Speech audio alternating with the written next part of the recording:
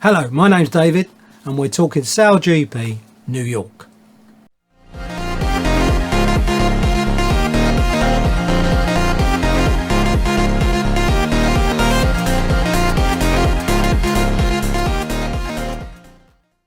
Friday's practice didn't happen because of a cruise liner, Queen Mary 2, docking in the SailGP crane area. To make matters worse, the next day was windy and they could only crane in 4 F-50s into the water. It seems logistically the SailGP base in another area, perhaps in the lee of a building so that the crane wasn't in such a windy place, or arriving a couple more days in advance to sort out these small little problems. But what do I know? So as I said, Saturday there were only 4 boats. Australia had a technical problem and something broke, leaving only 2 teams ready to race. This then became a match race between Emirates GBR Dylan Fletcher and Spain's Diego Bruty. So lots of wind, 2 really fast boats, and on the twists and turns of the course, Emirates GBR came first. In race 2, US SailGP team joined them, and it was another close race between Emirates GBR and Spain, but this time Spain won. In race 3, US looked like they could be in contention, but again close racing between Spain and Emirates GBR. Spain won again, Emirates GBR second and US third. Sunday the weather was much better, and the SailGP crane crew were able to put all the boats in. So now it was fleet racing. So unfortunately on Saturday it was now a null and void. And to make it fair, it was now a one-day event. Unfortunately, Los Galos had a technical problem and they couldn't get their boat working for the Sunday's racing. So with Saturday's disappointment, it just went from bad to worse all round for them. So we will look at the race results of Red Bull Italy. They were 6 1/3 and it did not start. Race 1, they were in 4th, round in gate 2, but the Swiss fouled them and they had to drop back. But this didn't really help the Italians. They dropped back to 6th place and that is where they finished. In race 2, a good start and were again in 4th place, but this time they had a good leg free, and on the last leg they battled North Star for 3rd. North Star got a penalty from, I believe, their interaction with the Australians and had to drop back behind Italy, so giving them 3rd place. Race 3, they were too early to the start line, so they went along the start line, which they are allowed to do is under the sailing rules. Unfortunately, the US SailGP team didn't see them, and although they had the right of way, the Americans hit them.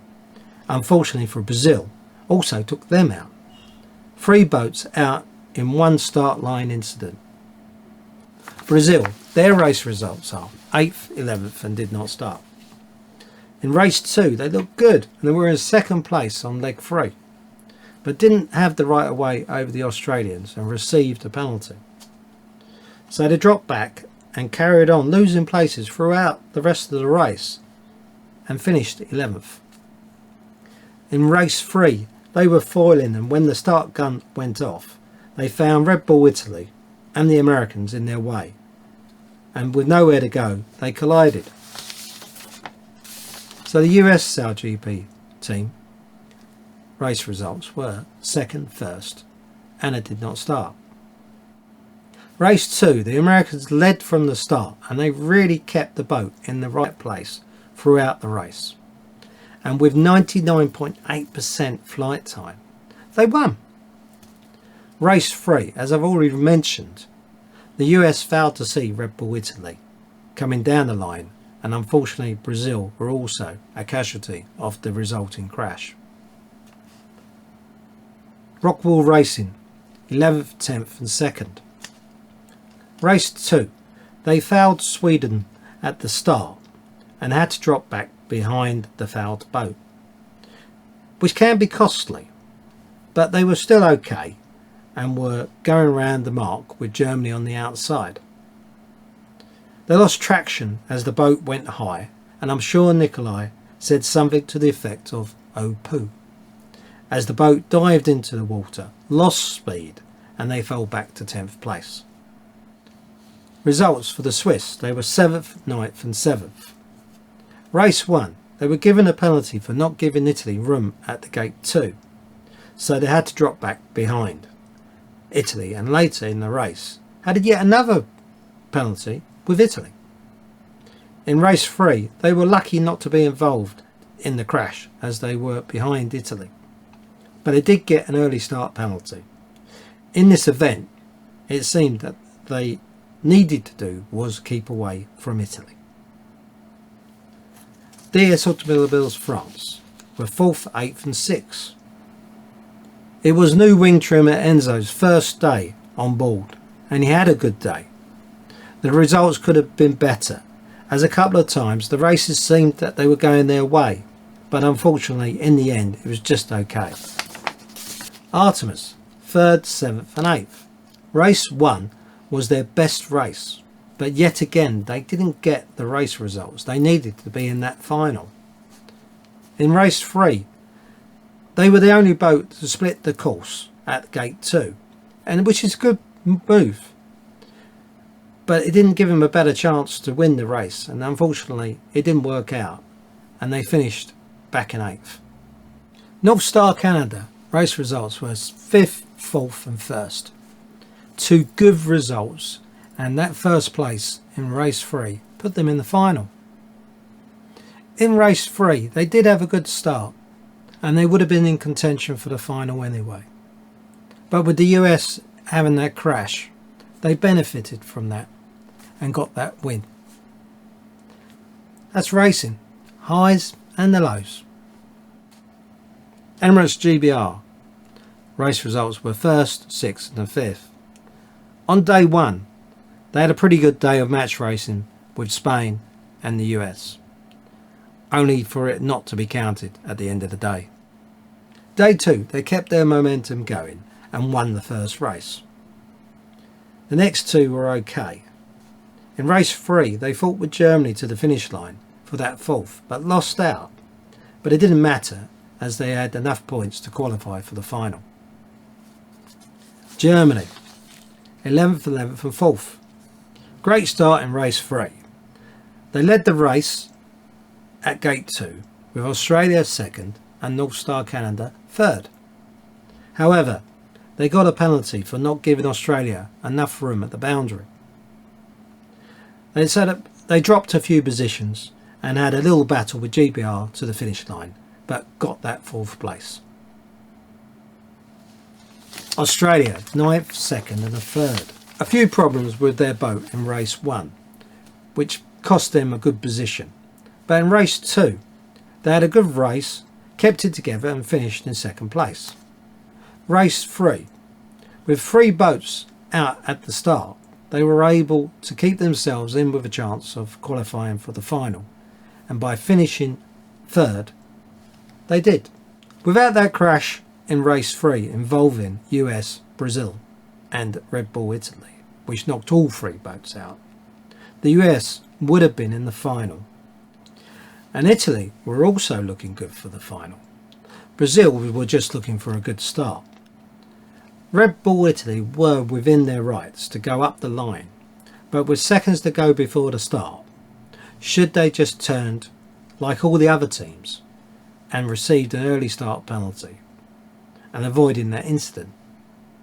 Hindsight is a wonderful thing. Fortunately, nobody was hurt, but these boats are fast and the sailors are vulnerable. It's like being on a motorcycle where a small decision could put you in a whole world of hurt. The SailGP teams and SailGP need to talk about some form of guidelines or a rule. Like 3 seconds before the start, your boat must be in the start position. and mustn't change direction erratically or something along those lines. The final was GBR Australia and Canada. With GBR being first for most of the race, the Aussies made a 2-tack turn at gate 4. That put them on the side of the course where GBR made the most ground. With both boats neck and neck on the last leg, you couldn't call it, and as they turned to the last mark, both boats had one hull high in the air. As they rounded the mark, side by side, heading to the finish line, the Australians moved a little bit towards GBR, giving them a wind shadow which slowed them down, and Australia won. Such brilliant racing between the Australians and GBR. It could have gone either way. Really good to watch, and even if you don't know about sailing, you could appreciate such good sailcraft. Right, let's have a look at the season scoreboard. With the Bonds Flying Roos winning another event, and they are now pulled away by 11 points for Emirates GBR. With 7 events to go, they're not pulling away from the rest of the fleet, but they are in a good position and have a psychological advantage over the rest. US SailGP team had a good event, and in my opinion they would have been in the final. Their team seems to be getting better through the season, and I wouldn't be surprised to see him in the final at one of the future events. The returning black foils are back in the fleet. Could that team score enough points to get that 3rd place and be in the final in November? The next event is Halifax, Canada, where there could be a few surprises. So it's great to see you in this video. I hope you enjoyed it. Don't forget to subscribe and click that thumbs up button, and I'll see you in the next video. Goodbye for now.